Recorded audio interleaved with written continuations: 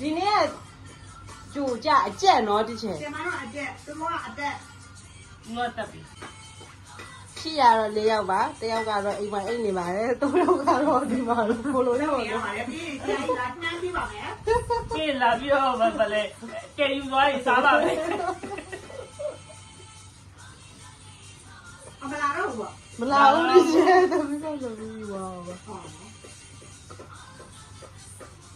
တော့မနဲ့တော့ပြောရှာပါရဲ့ငါလိုက်ဖို့ပြီးမယ် အဲ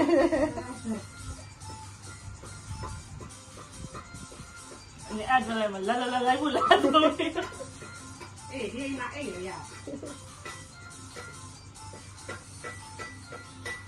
ဒါလည်း တလဲ ဝတ်စိတ်ဆရာကြီးရော ဒီညတော့ကျမကိုယ်တိုင်ညက်ပါတယ်မလို့ကြီးပေါ်နေတာတော့မိုင်းနေပါတယ် အဲ့ဒါလည်းပြောလို့အော်ရတာ ။အိုးသေးတော့ဒီချက်ခွဲနေပါတယ်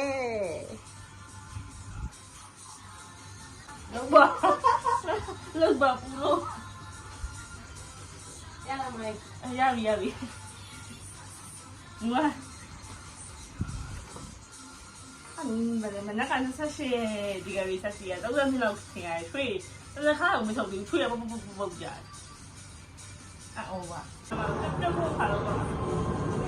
နဲဦးမနေလေ ဟိုရင်မတောက်ကြအောင်နော်ဒီ ။ က မသားဦးဒီလေ တော့ကြပါပြီ ။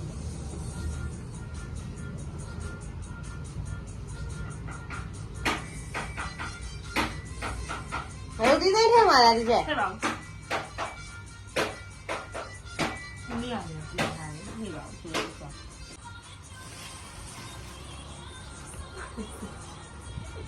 ရ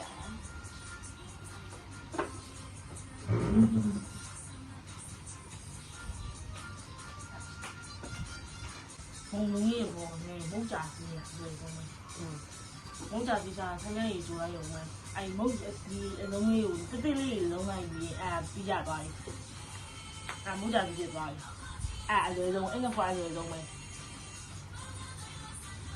ကျန်တဲ့ဟာကဟိုဒီအပူတွေပါတယ်ဟိုလုံး